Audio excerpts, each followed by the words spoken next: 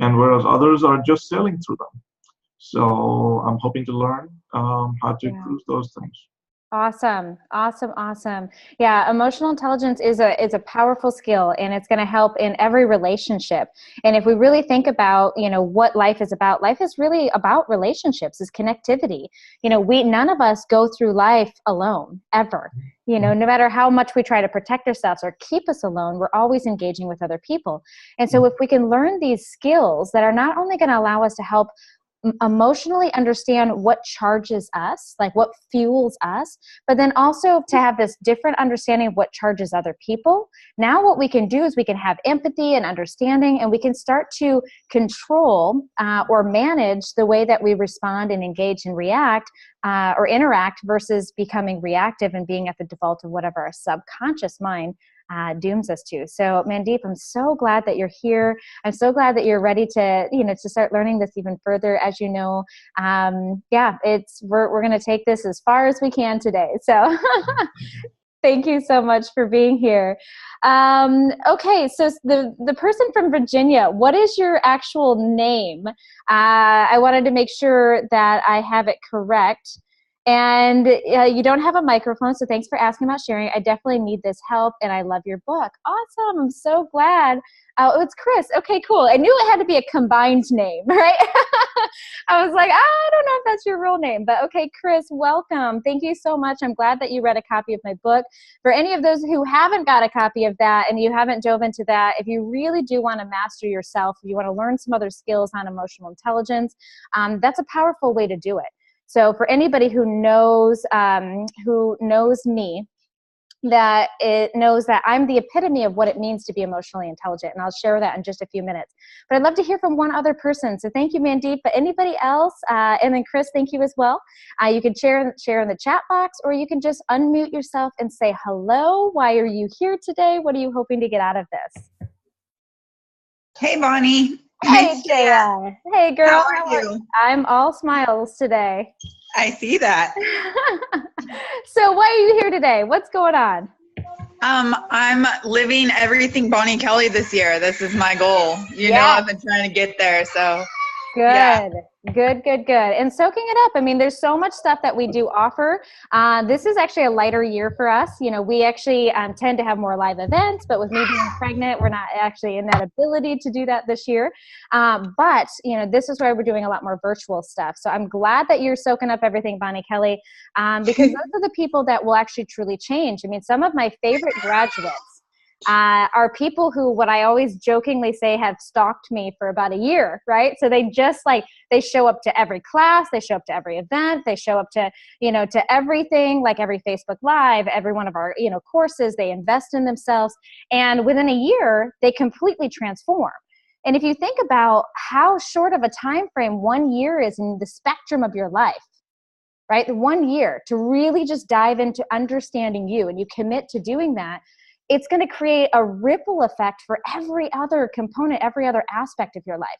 So, whether or not it's, you feel drawn to really, stalk me for the year, right? And really invest in understanding what it is that I do and where we're going, or somebody else, it doesn't matter. I mean, just that willingness to not stop at the status quo, right? And the status quo is usually I'm fine. And we'll talk about that today when we dive into emotional intelligence. I mean, our society has gotten to this point where we are okay with just being okay, right? And being okay means that we're still sweeping things under the rug.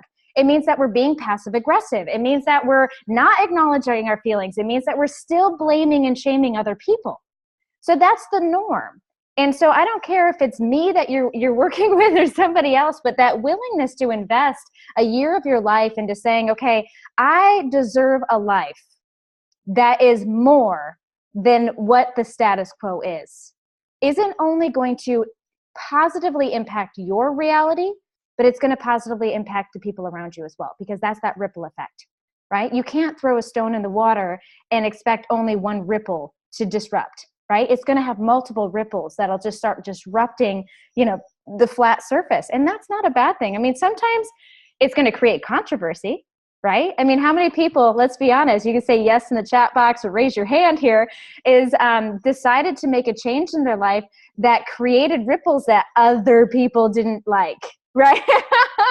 Yes, okay, like this happens because everybody likes that status quo. We know what to expect. It's safe here, right? Like, and as soon as one of us is like, okay, I don't like this, I'm going to rock the boat a little bit, everybody goes into panic mode because it'll start to draw up, stir up all of our own unresolved stuff. It's going to resolve, start stirring up like our own, like insecurities and fears and doubts. And then we all step into this unknown place. And then what will happen is people will tend to get very reactive. They're going to blame you. They're going to get angry with you. They're going to start to judge you for where you're at versus really looking in the mirror and really recognizing within themselves where they also might need to take some change. So all of that's bundled into emotional intelligence, right? Is that awareness to recognize that you are, if you decide to walk this path, you're a disruptor. You're a disruptor, okay? You're going to disrupt the status quo. And that isn't necessarily a bad thing. However, I say it's important that we begin to take responsibility for that choice. Because what happens is when other people are throwing rocks, it's very easy for us, because now we can see them differently, to want to throw rocks back. And we are going to, as I teach you to become more emotionally intelligent, I say that emotional intelligence is like wearing a superhero badge, okay? And I'm going to totally steal from Spider-Man here. And he says, with great power comes great responsibility, right? Because once you learn to become emotionally intelligent, and I'll talk about this today, it can be used as a weapon for manipulation, or it can be used as a weapon for good. And as an emotional intelligent person, you have to learn to be both discerning with that and very, I don't want to use the word control. What is the word? It's like, I don't know the word I'm looking for, but it's kind of like in Kung Fu, right? So they teach you how to kill another man in Kung Fu, in karate, don't they? And they teach you a tremendous amount of discipline that says, even though you possess this power, your objective is to never use this to harm another human. And that's kind of the same way that my philosophy around emotional intelligence, that I'm going to teach you a superhero power, a skill. And I absolutely want all of you to take that responsibility and be willing not to use this as a force of bad upon anyone. Yeah, use it wisely, only for good. Absolutely, Mandeep. Yes, thank you. All right, so with that being said, I'm so honored that you all are spending this morning with me or watching this recording. If you guys are on the recording, this actually goes out tomorrow as well. I'm so excited that you guys are here. This is, as you can tell, is one of my absolute favorite topics, because it is going to change not only your life, but it's going to change all the people's lives around you. So before we dive in, I like to remind everybody, let's make sure my computer responds, there we go, to turn off any distractions. We're going to spend the next 45 minutes talking for your benefit. And what I mean by that is just invest your attention here. We live in a society that is filled with distractions right now. And I know you know what I'm talking about. Okay, Facebook, social media, your phones, right? I mean, I always put it on silent, flip it upside down so I don't even see it. It's turning off any web browsers in the back, turning off the television, whatever it is, to just be here now so you can get something out of this. Like, you're investing the energy into listening or watching this. Why not invest all of your energy so you actually can receive something from it? So I always start off with that quick reminder. Okay, for those of you who don't know who I am your emotional intelligence professor. I always say that I am a MindFu Master. It is Kung Fu for the mind. Anything that has to do with emotional intelligence and personal development is my realm of expertise. And it's specifically mental and emotional, okay? I say that there's 4 pillars that you want to work on in your life. These are the 4 corners, the 4 foundations that make a sturdy home. Your mental and emotional houses, your physical houses, and your spiritual houses, okay? Your spiritual house is up for you to explore, whatever that means and feels to you. Your physical home is your body. It's like, what do you put in it? Are you eating well? Are you taking care of yourself? Are you exercising? Are you eliminating chemicals and toxins from your life? That's your physical home. I'm your mental and emotional home, which, if you honestly think about it, the mental and emotional are going to affect and infect every other corner, doesn't it? If you are feeling depressed, if you're feeling angry, that's going to affect your mental state. It's also going to affect your physical state, and it's also going to affect maybe your spiritual state as well. So it's so important that if you haven't invested the energy or the time into mastering those two corners of your house, that you think about investing into that. My book is a great way to get introduction into understanding that. And it tells the story of, well, me, Bonnie Kelly. I use it to help everybody wherever you're at, no matter what you've gone through, to eliminate the excuse that I can't change. Because the reality, all of you possess the ability to change. It's just whether or not that you're willing to invest in the time, effort, and energy that it takes to create change. Because as you know, a lot of you know, change isn't always easy. And in fact, lasting change requires us to physically change the way that the brain is processing and interpreting information. Now that means that there's a lot of unraveling that comes with that, because a lot of our behavior, mental and emotional, are subconscious. It's subconscious, which means that we don't have easy access to it. So it takes a lot of investigation and understanding and accountability, and just to be able to accomplish that. So if that's something, my book's a great way to introduce that. We have year-long programs to help you with that. We have coaching programs to help you guys with that.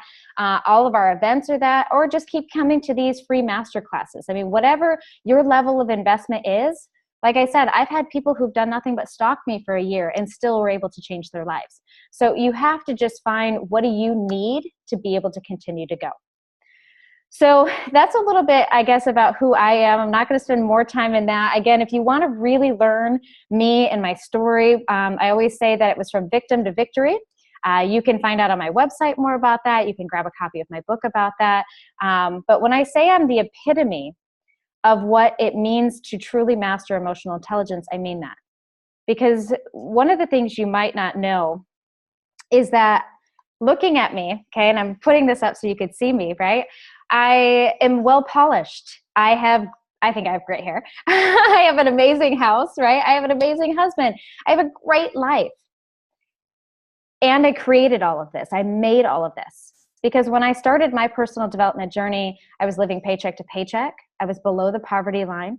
I had, as a child, experienced a tremendous amount of sexual, physical, and emotional abuse.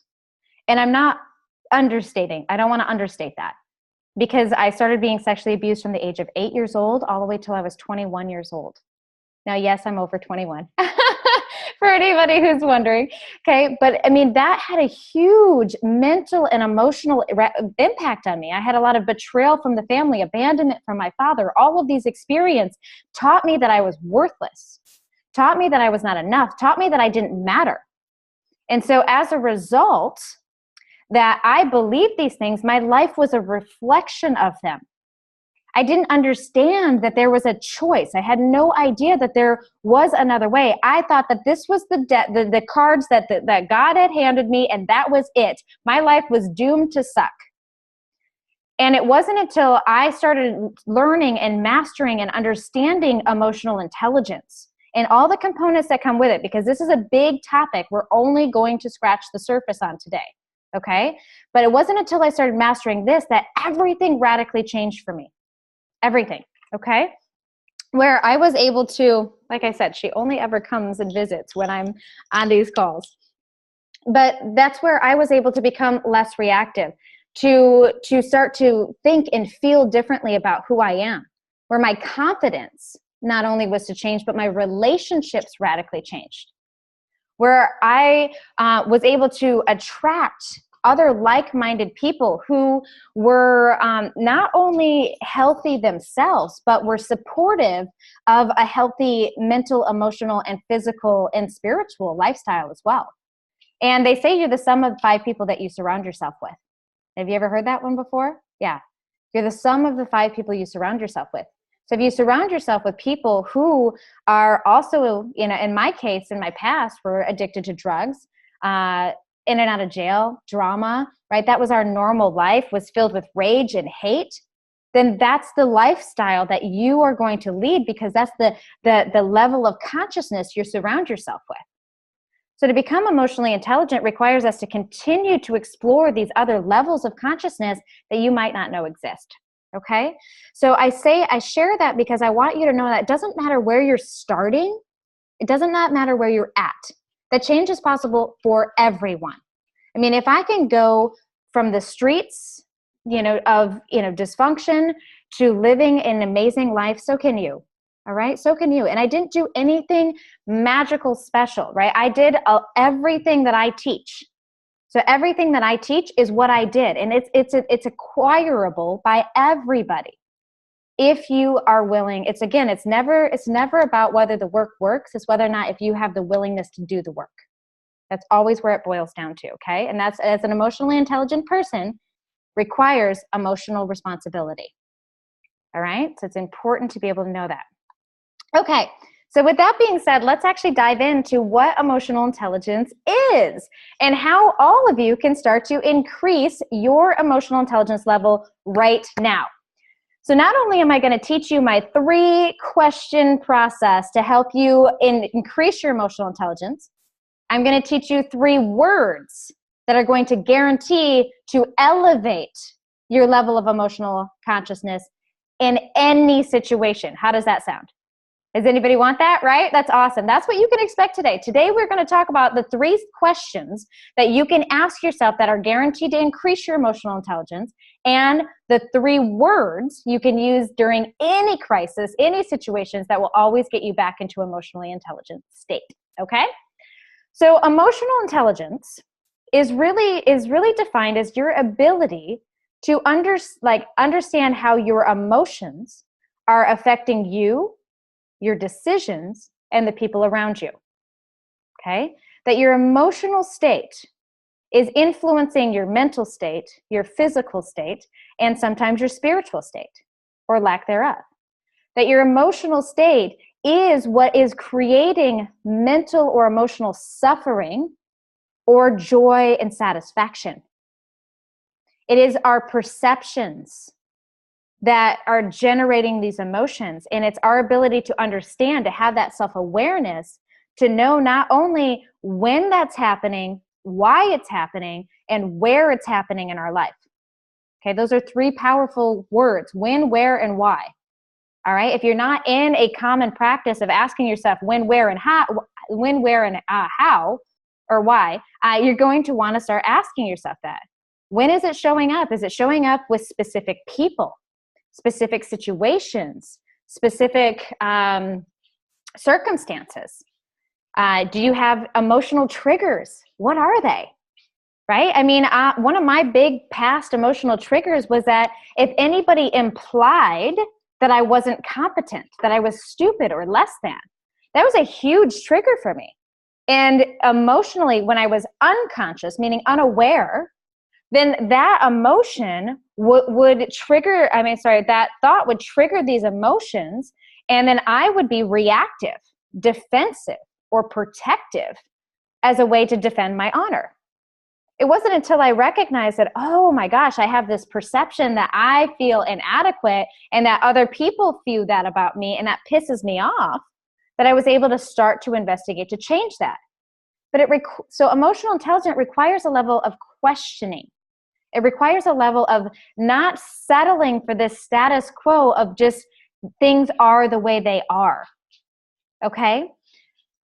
Nothing is what it appears. And what I mean by that is that everything that we're experiencing is based on interpretations. And if you really want to geek out on that, and I'm not going to take it too far today, okay, when you really start to understand and educate yourself on just how the brain perceives situations and interprets information, like, you're going to recognize just how deceitful your perception is. Your brain is it's the most powerful processing computer in the world, and it's limited. So here's a geeky fact for you, and this will be the last thing I say about the brain geekery, because I can go really nerdy, but that's not why we're here today, is that just your perception alone. So the brain is processing information. It's processing 400 billion bits of information per second. 400 billion bits per second. However, the brain can only comprehend 2,000 of that 400 billion per second. Tell me you're not making up your own reality. Because here's the crazy part. Your mind selects which 2,000 of the 400 billion per second it wants to perceive. It filters through and selects them. It is literally mind-blowing when you start to really recognize just how deceitful your perception is. And this is why I say nothing's what it appears. So when other people create drama in your life, right, being emotionally intelligent, we're going to learn, that even if they're projecting that on you, it has nothing to do with you. It has nothing to do with you. And so it gives us this ability to start to have compassion and understanding for people. Okay. So this is one of my favorite quotes by Stephen Covey. And if you don't know Stephen Covey, he is the 7 Habits of Highly Successful People. That was what he's most known for. He wrote actually a lot of books as well throughout his lifetime and his career.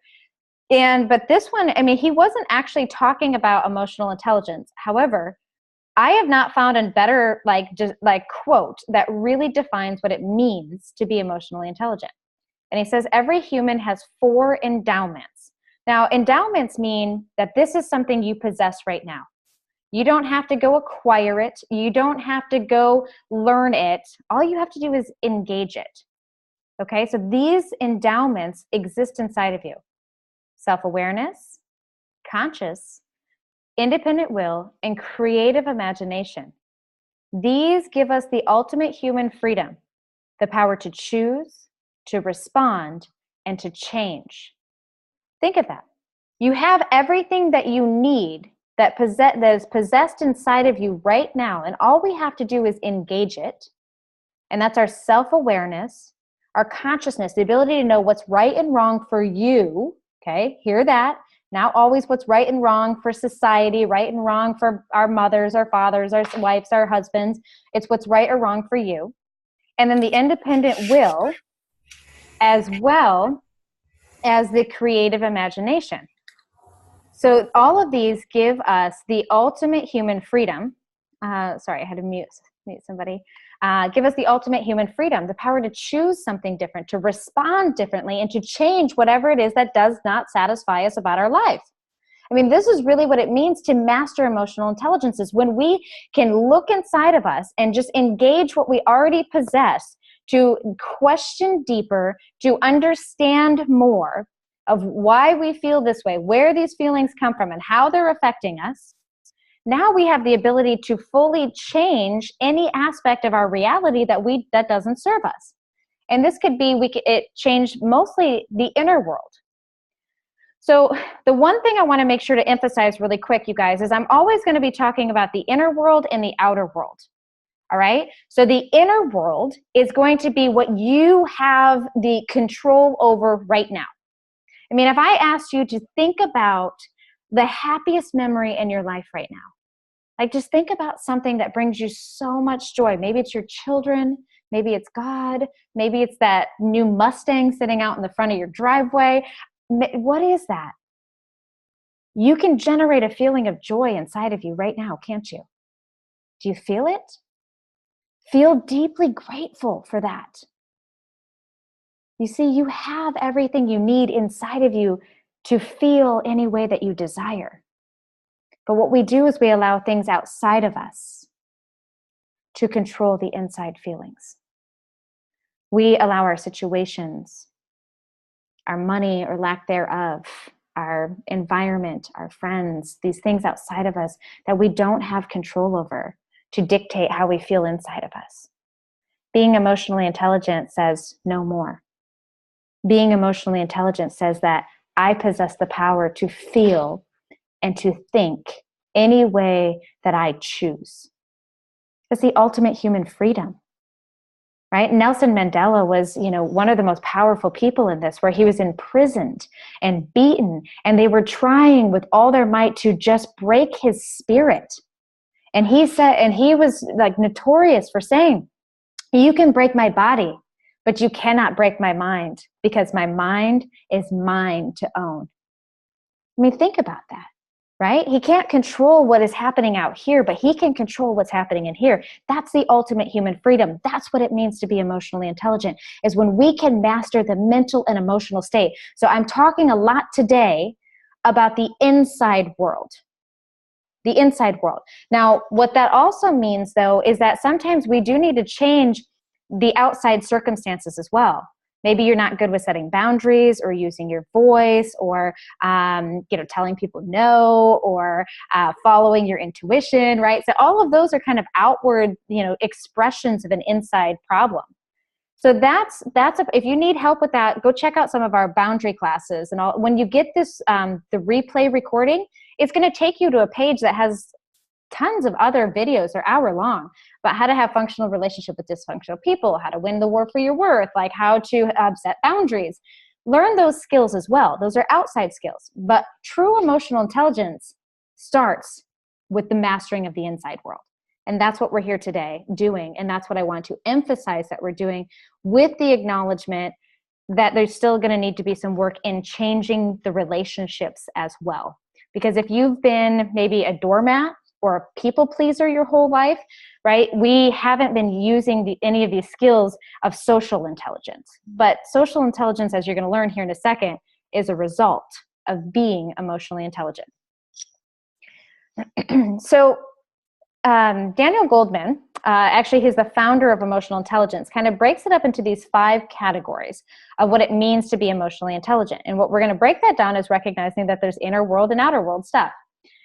Self-awareness, inside stuff. Motivation is also inside, okay? Now, motivation, we could be motivated by fear. We could be motivated by anger. You could be motivated by joy or purpose or satisfaction. You could be motivated by a lot of different things. But do you know what your motivators are? Because unfortunately, based on just way statistically society has been built, many of our motivation has been based on scarcity, and it's been based in fear. The fear of not being enough, the fear of not being loved, the fear of not being accepted. So we have to get very clear with what our motivations are and elevate those motivations if they're coming from a very low emotional vibrational place, okay? Your ability to have empathy. Jaya, you'll learn what your motivators are this year, but it's important for you to start questioning that to understand what it is. Empathy is another a big one. It's your ability to empathize with other people. This is the outside skill, right? It's to see past the smoke and mirrors, okay? The dysfunction of others, the limitation of others, the passive aggressiveness of others, the arrogance, the narcissism, like all of these things that everybody puts up these masks and these facades is really just an outward representation of an inward crisis that they haven't dealt with. Did you hear that? It is an outward representation of an inward crisis that they haven't dealt with. And emotionally intelligent, when we get to a certain place, that we can start to empathize with that person and hold them accountable. Okay? That empathy doesn't mean sympathy where we feel sorry for them and we do nothing about it. Empathy means I understand where you're coming from and you're still responsible for what you're doing and saying. Does that make sense? Okay. Social skills outside, that's emotional, that's a social intelligence. And then the self-regulation, this is self-management. Okay. Is that it's okay to feel angry. It's okay to feel pissed off. It's okay to feel hurt and sad. What do you do with that feeling is what matters. Can you regulate that? Or are you what I call an emotional vomiter, right? Is that you take that emotion and you vomit it all over the people around you, right? How are you regulating that? Are you expressing that in a responsible manner or a reactive manner? Your ability to be able to manage your mind and manage your emotions is going to depend on where your level of emotional intelligence resides. Super powerful, okay? All right. So, oops, let me go back one. Emotional intelligence is really defined like this. Your ability to identify your emotions, okay, that's the inner work, personal awareness. Identify the emotions of others, social awareness. The ability to use your emotions to guide behavior versus emotionally reacting.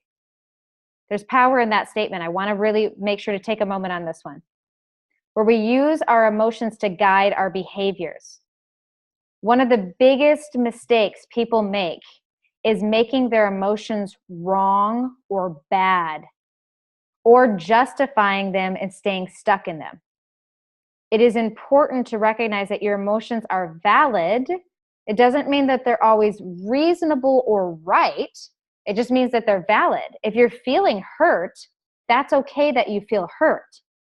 But we want to feel that feeling and use it as a guide to navigate, how do I respond to this? How do I behave that isn't in a way going to be attacking someone else or creating harm on other people, or even creating harm for ourselves?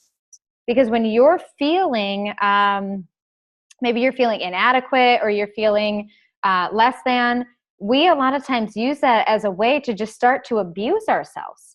And we'll beat ourselves up about how just pathetic we are and how bad we are and how nobody likes us. And then we feel depressed. And when we're depressed, we don't want to take any inspired action. So we want to recognize that your emotions, they serve a purpose. It's okay if you get angry. It's okay if you feel hurt. It's okay if you feel frustrated or annoyed. But what do you do with that emotion? That's what matters. And then lastly, I always say that emotional intelligence is basically strength training for the mind. How often are you doing mental push-ups, right? How often do you invest the time into pausing and to reflecting on situations and your response to those situations? How often do you pause and say, okay, why am I feeling this way, before you respond or react? Now think about the impact that that could have in your immediate relationships with your lovers and your children. That if we, instead of when they hurt me, I hurt you, being able to pause for a moment and really reflect, okay, why did that hurt me? Was that something that I'm perceiving or interpreting, or was that actually hurtful? And so we can begin to start to say, okay, wait a minute, how am I participating in this, or am I participating, and how do I want to move forward from this? But without that reflection, without us taking that time to understand and to master the inner world, we become very reactive. But every time you just take a breath, you just create space between you and a reaction, you're doing a mental push-up. And the more mental push-ups you do, the stronger your mind becomes. And the stronger your mind becomes, the more equipped you are to handle life's stress and drama and dysfunction. Okay? Because being emotionally intelligent doesn't mean you're never going to get drama or dysfunction or toxic people. It's a part of reality. It's a part of life. It's how you not only respond and interpret, but how long do you carry that with you? Do you carry the weight of your regret for months and years and decades? Do you carry the weight of your shame for months, years, and decades? Or is that just an emotion that comes up that we can recognize, course correct our behavior, and release? Because being emotionally intelligent, we use them as guides. We say, oh, I'm feeling really bad about what I just did. Okay, what do I need to do to resolve this? Got it. All right. And I choose to forgive myself for being human, and we release. So we don't harbor emotions. And harboring is where we are holding on to these painful or limiting or negative emotional thoughts or emotional, feelings for not weeks, but most of us for decades. And the impact of that is damaging, you guys. It's very damaging. So we have to start doing some mental push-ups. We have to start releasing. We have to start acknowledging. We have to start having empathy and compassion with ourselves, all of which is part of being emotionally intelligent. So emotional intelligence, I like to remind you, is really a skill, okay? It can be learned by anybody because you already possess inside of you all that you need to become emotionally intelligent. We just need to know how to do a push-up and when to do, and start doing as many push-ups as we can. Does that make sense? We need to know how to do a push-up and do as many as we can. And today we're going to learn the 2 different ways that we can begin to do that.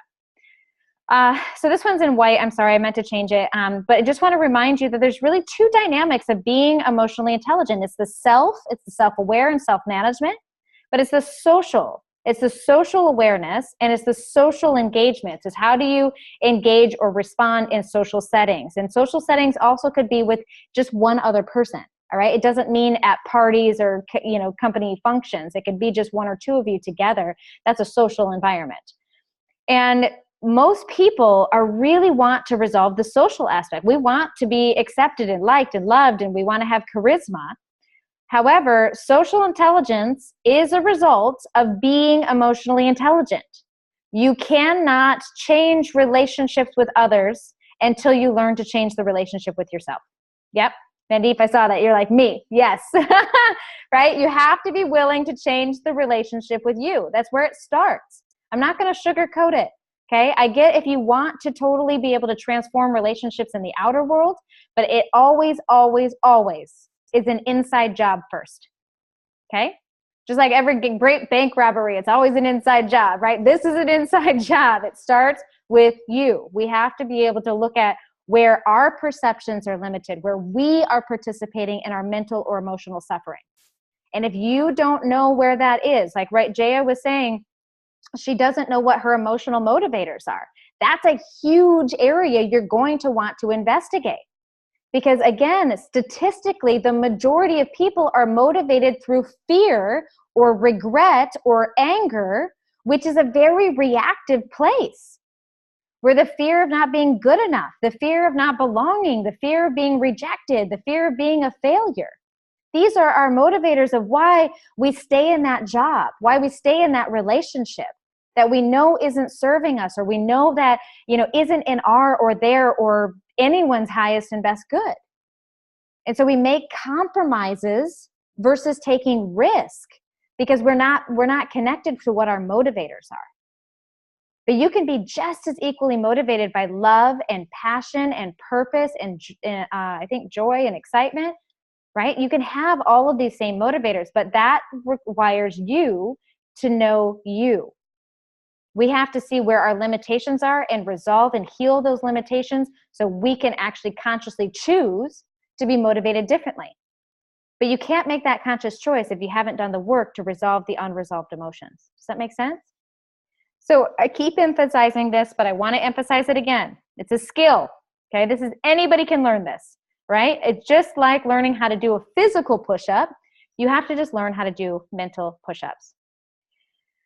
There are emotions and mindsets all of us possess right now, as well as we experience regularly, that are either going to drain you or will fill you up.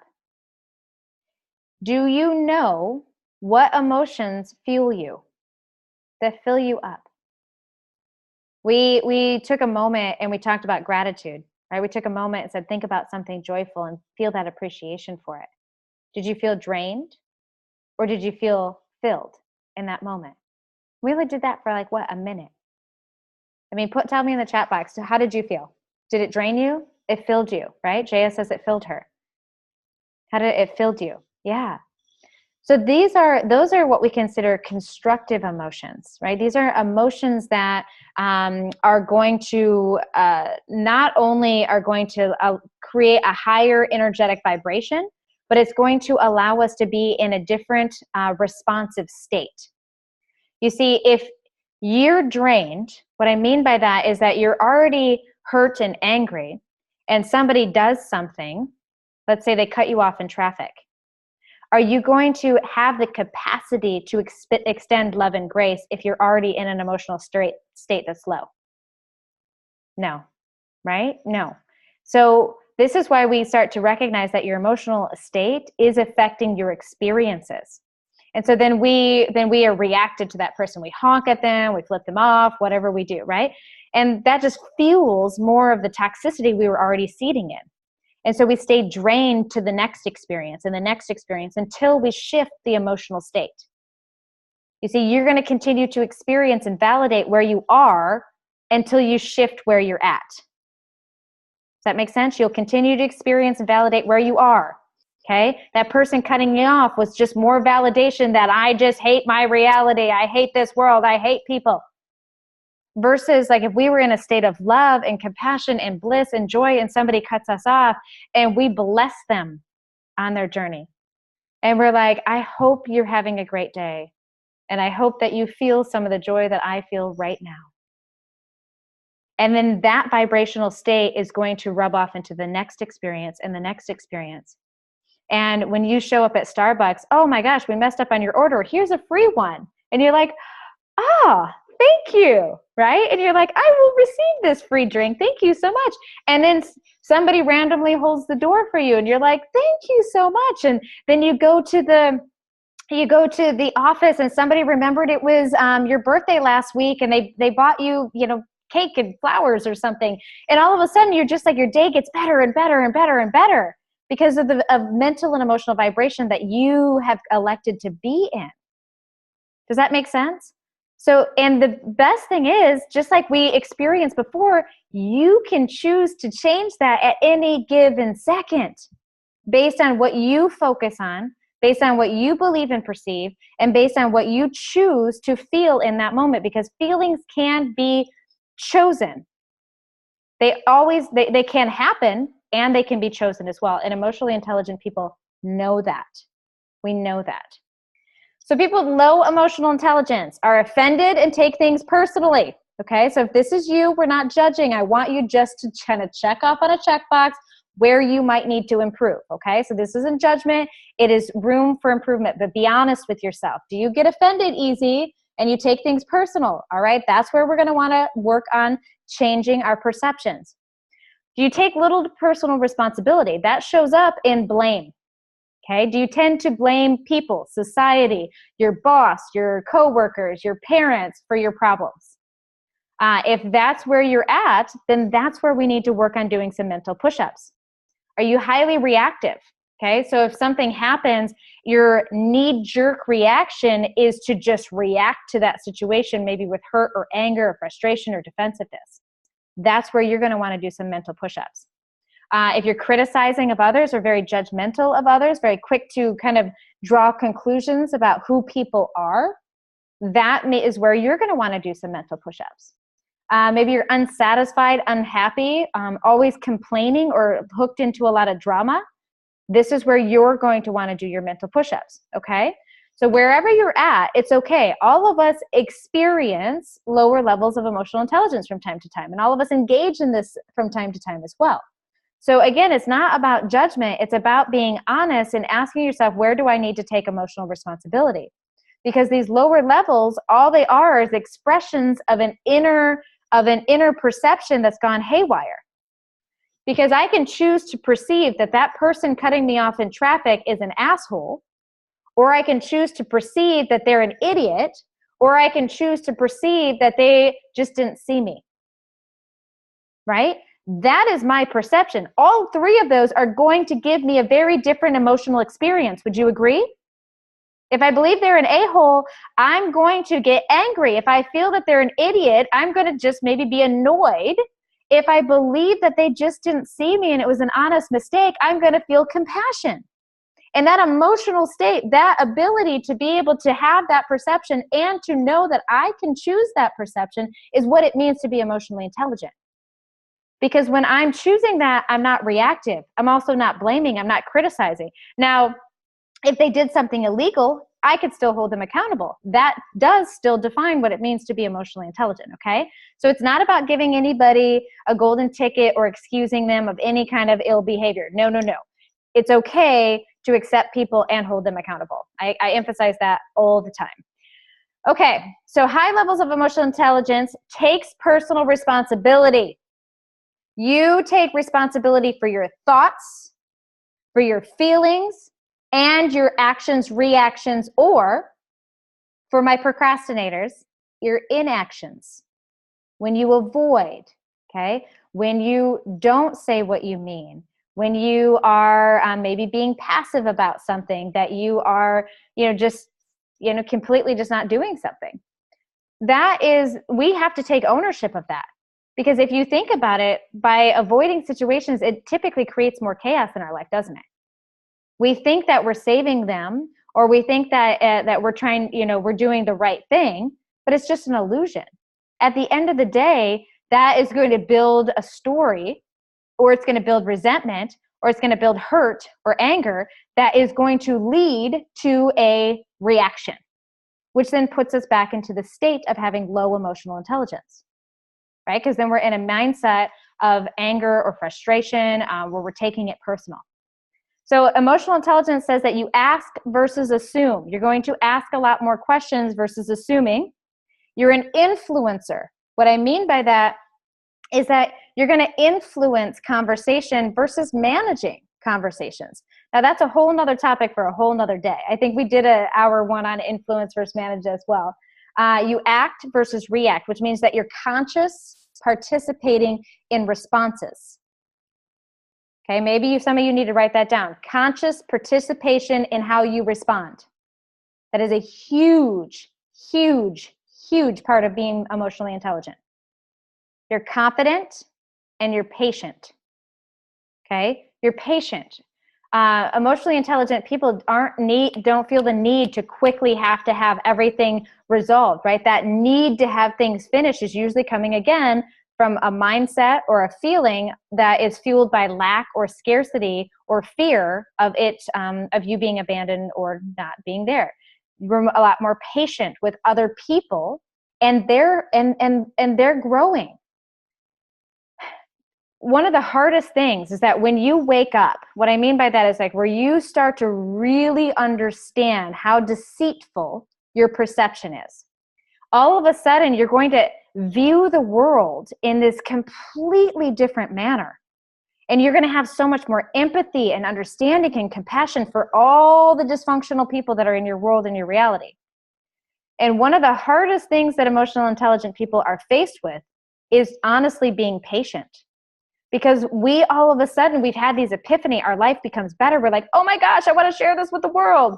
And what ends up happening is we try to save everybody around us. And we're not allowing them their own emotional journey and their own emotional experience and their own emotional awakening on their own time. So being emotionally intelligent requires us to be patient and to recognize that this is someone else's journey. And even though you see them hitting rock bottom, they might not have hit their rock bottom yet. And we have to allow them to just continue on their choices until otherwise. Now we can influence them. Okay, we can offer suggestions and guidance and support, but at the end of the day, we allow them without judgment to make their own decisions. And it's hard, especially when we're talking about our own children or people that we love. Okay, so emotional intelligence isn't simply being nice to people. It's defined as the ability to validly reason with your emotions. Okay, validly reason with them. Remember, your emotions aren't always true, but they are valid. Okay. Emotional intelligence is neither good or bad, but can be used for both. Dr. Martin Luther King used emotional intelligence in his spellbinding speeches. Love this, right? That's how he became such a powerful influencer to influence change through peace. Well, guess what? So did Adolf Hitler.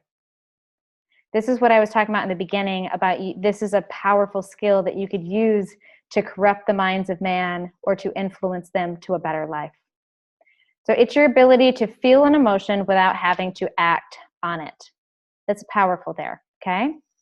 They say life is 10% of what happens to you and 90% of how you react to it. Isn't that the truth? Okay? 90% of how you react to it. Are you like obsessing over the story? Does your mind just obsess? Do you need to talk about it to every person that you encounter around? Are we just rehashing these emotions over and over again? If that's so, we're not practicing our emotional intelligence skills. Because what we're doing is that it's only 10% of what it is, and we're making it 90% of our reality. We absolutely want to learn a different way into doing this. So I'm going to skip to this here, okay? Because I promise you, and we're down at it's my favorite topic, you guys, if you can't tell. So I can talk for, 10 hours on just emotional intelligence alone. So time goes by fast for me is what I'm trying to say.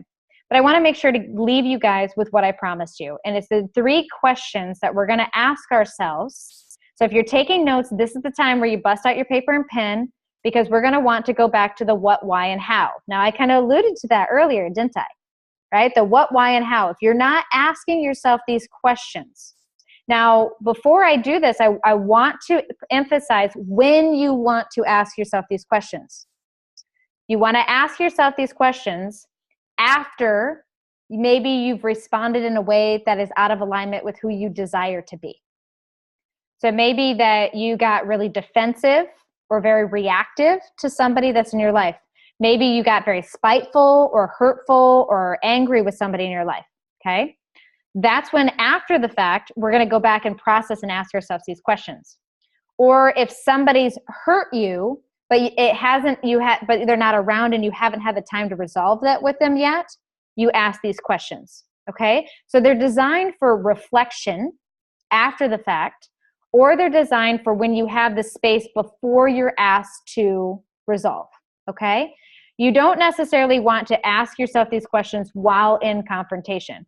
In fact, if you find yourself in confrontation and the thought comes up about, oh, I need to challenge my emotional intelligence, you need to actually take a time out from that conversation, go and ask yourself these questions, and then come back to that conversation. Does that make sense?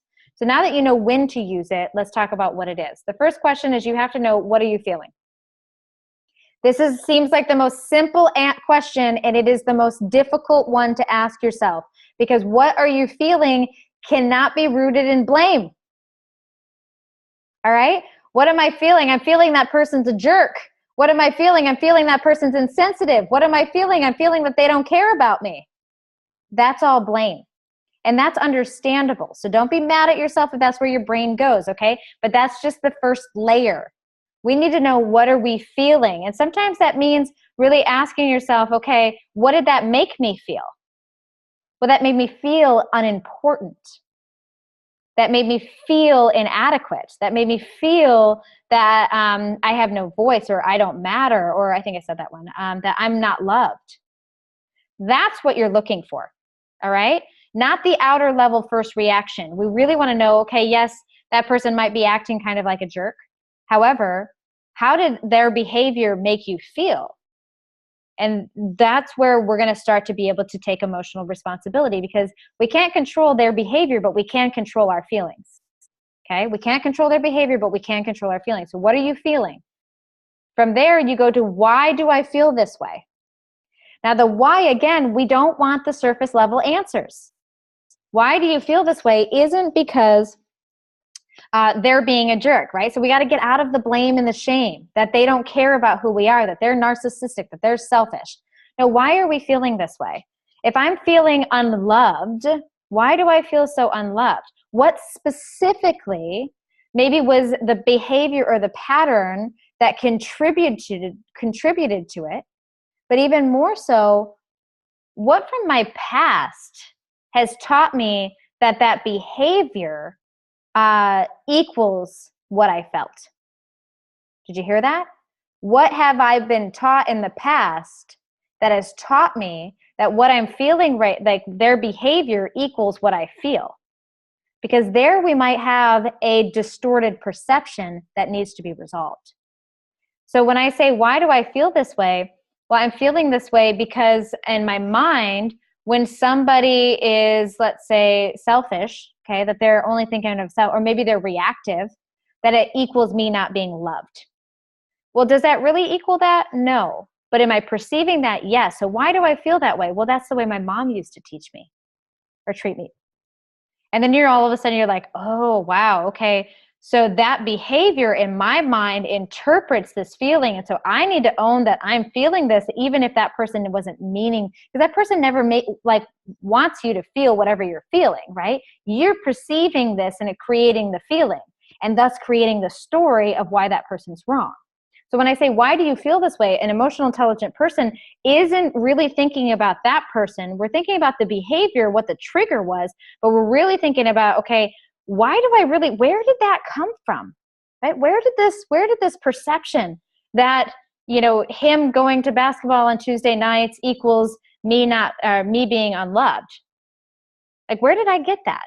Okay. So we can start to really understand, like, oh, that's connected to my dad never taking me to my concert recitals or whatever it is, right? And we can start to really understand the story about that's fueling this perception and thus being able to start to change it. Lastly, we say, how is this a feeling affecting you? Okay, how is this feeling affecting you?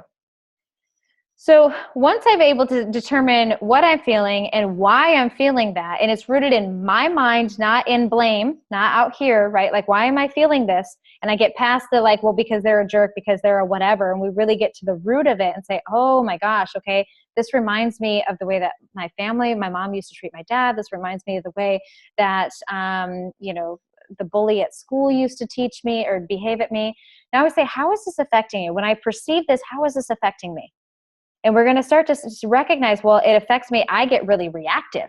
I get really short. I get defensive. I get protective. I get whatever. And we start to recognize where our behaviors are going to start to create suffering in that relationship as well. Now, the purpose of these 3 questions is for us to not only be able to see them, but to take emotional responsibility for them.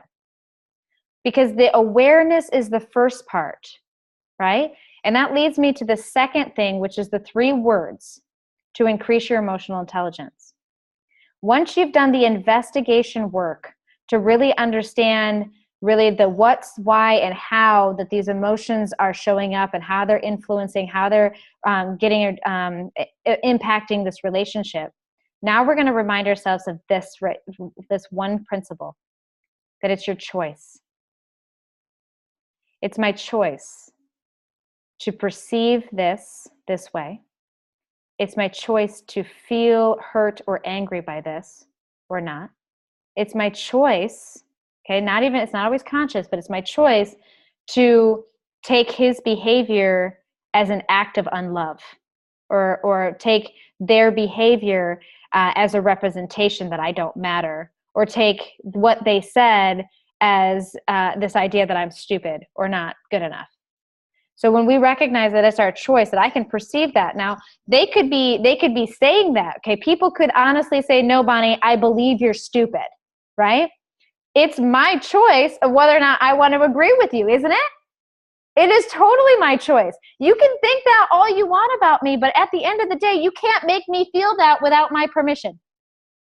You cannot make me feel that without my permission. If I believe and perceive and know that I am good enough and I am smart, well, gosh darn it, that is my experience because it's my choice. And emotionally intelligent people know that in every circumstance, every situation, and every person. And in fact, just knowing this, reminding yourself that you have a choice is the tipping point between unconscious reaction and conscious interaction. Did you hear that? Knowing you have a choice, just being aware of this simple fact is the gateway, is the turning point between emotional reaction and conscious interaction. It is the most powerful 3 words you can ever remind yourself of anytime you're in a crappy emotional situation or state. Okay, so my question to you, did you learn something today? Did you learn something? If so, I'm going to spend a few minutes with you right now. Just put it in the chat box and say, heck yes, and tell me what it was. Okay, we're right at the time.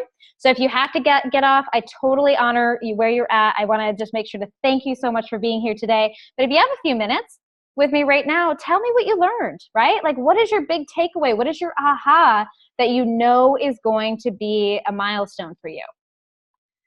All right, so Chris says it's conscious choice. Chris, I could not emphasize enough how big that is, right? To recognize that you have that choice, right? When we can really talk about taking your power back. And from the place of choice becomes conscious creation. You could radically transform your mental and emotional home just from that one concept. Every time you think a crappy, toxic, or painful thought, and you remind yourself that, whoa, that's my choice to think that way about myself or others or not. Boom, we can transform our feelings, right? Every time we feel like maybe that people suck or the world is horrible. And don't get me wrong. I mean, you turn on TV for 15 minutes. It's very easy to feel that way, isn't it? Right? I mean, the world's filled with so much violence and chaos and just deceit and corruption. It's very easy to like be like, oh, feel sad about ourselves. And we forget that it's our choice, that we can like say, oh, I'm going to turn this off for a minute and I'm going to focus on how beautiful nature is and how our country has preserved, millions of acres of all of this sacred, beautiful land for us to just go and bask and enjoy. Thank you. I could be appreciative of that. I'd be appreciative of the fact that there's birds in my backyard. They built a little baby nest, right? There's all these little baby birds that are hanging out in my backyard. And it's just like, they're so loud and they're so cute. And I'm like, oh, how precious is that? I can choose to focus on this or focus on this. And both are going to give me an emotional experience. But anytime it's my choice to turn one off and turn one on. Does that make sense? Like, it is the most powerful gift you could ever do for yourself. So Mandeep says, yes, it's need to start exercising the 3 questions that it's my choice. Yeah, totally. Right. Again, the questions are the self-reflection. We're pausing, we're backing up, we're like really evaluating where we're at so we can take emotional responsibility, even if we're only 1% of the problem, guys. Okay. The other person could be 99% at fault. Emotionally intelligent people do not go into blaming them for where they're at. We take ownership of our 1% of that disruption. And we can still hold them accountable for their 99%. But we're going to do that in a way that isn't rooted in blame or shame, like they should know better. Okay? Like, that's never going to get us what I want. We can actually start to influence them to take responsibility as well. And that's a whole MindFu Master skill that takes a while to learn, I'll be honest with you. But it's totally doable. Jeanette says, yes, learning how to handle myself during the moment of conflict of discussions that usually leave me feeling horrible. Okay, so Jeanette, don't forget, one of the most powerful things you can do is the pause. All right? In fact, as you're learning these skills, one of the best gifts I can give you is this ability, as soon as you recognize you're in an emotional reaction state, right? Defensive is a reaction state. For me, as soon as my hands go on my hips and my head tilts sideways, ooh, Bonnie's in defensive posture, okay? Or my arms cross like this and I'm like, oh yeah, right? Like, that's a defensive posture, okay? As soon as my body language does that, I now am triggered and I know, and I'm like, we need to pause. We need to take a time out for a moment. I'm entering emotional reaction. And that's not going to allow us to have a constructive conversation. I need to go process what I'm feeling right now. Let's come back to this in 15 minutes. So it's one of the most powerful things you can do. And you guys, if this isn't a work situation, you still can do that. If your boss is totally being hostile or being a total, crazy mean person, like, you could literally say, hey, like, I know what you're trying to tell me is really important. However, I really have to use the restroom and I'm just not going to be able to hold it. So give me 15 minutes. I'm going to go take a restroom break and let's come back and let's talk about how we can resolve this. Right? What boss is ever going to be like, no, you can't go potty? Right? You know what I mean? Come on. Like, nobody ever, right? But I mean, that's might be what they need. Maybe you don't need it in that moment. That's what they need. But you also emphasize, like, okay, and then when I get back, let's talk about how we can resolve this. You emphasize the intent of coming back to that conversation, right? And so you're planting seed. This is why I talk about influencing, right? I can see you're emotional, I can see you're upset, and I will influence the change. So powerful. How you perceive it, Jaya, great. I nodded my head, then remembered you couldn't see me. That's awesome. Thank you, Chris. To react right away. Yes, Johanna, like, it is to take a breath, right? Wonderful. And Jaya, you're nodding your head too. That's awesome. Okay, guys, I'm so glad that you were here with me today, that you were able to learn something. Yeah, Mandeep, I'd be happy to send you these slides. Not a problem, okay? And then just send me an email to remind me. Would you mind doing that? Okay, cool. And then everybody else, this is going to be available for a replay tomorrow. If you want to share it with somebody that you know, it's going to be in your inbox. You can totally do that. Like I said, if you don't want to watch this one again, but maybe you're interested in watching some of the other videos, if you go to the replay page, there's going to be like dozens of other videos in there, okay, on all kinds of different topics. We just started doing that this year for you. So every time we're going to do one of these once a month, and every time we do one, they're going to be hosted on there. So you always have this library of information for you, depending on what it is that you need. The other place you can find it is on our YouTube channel. We tend to usually post it there as well. You guys, we have like over 300 videos now. Isn't that nuts? Like 300 videos on YouTube that are available to you on every personal development topic. Most of them, I would say 90% of them, are 10 minutes or less. They're quick skills and tools. So if there is something that you're looking to learn, right? Maybe it is how not to be a narcissist, how it's not to be, selfish, or how it's not to be, dysfunctional, how to deal with dysfunction, toxic people. We have videos for you guys there as well. And as always, if you have questions or concerns, let us know. If you want to learn how you can take your journey further, we have 1 week left that we are still open for enrollment in our year-long program. So that means July 1st, 2018, that this class is going to be completely closed. If anybody is interested in learning about what that is, it's a year-long program. You guys just email us, or you can send a private message. I mean, anywhere you found this, you have access to me, okay? So just get a hold of us. We'll spend 20 minutes with you on the phone. We'll talk with you about what options we have available. We'll see where you're at, and we actually see what you need, because maybe the year-long program isn't what you need. And we can steer you in the right direction of how we can serve you best in whatever state you're in right now, okay? So hopefully you've got something. I'm sending you guys so much love. I'm going to unmute you all so you can say goodbye, and just want to thank you all for, let's see how I can do this. Hold on. Boop.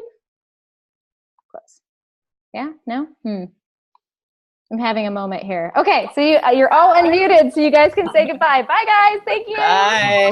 Bye.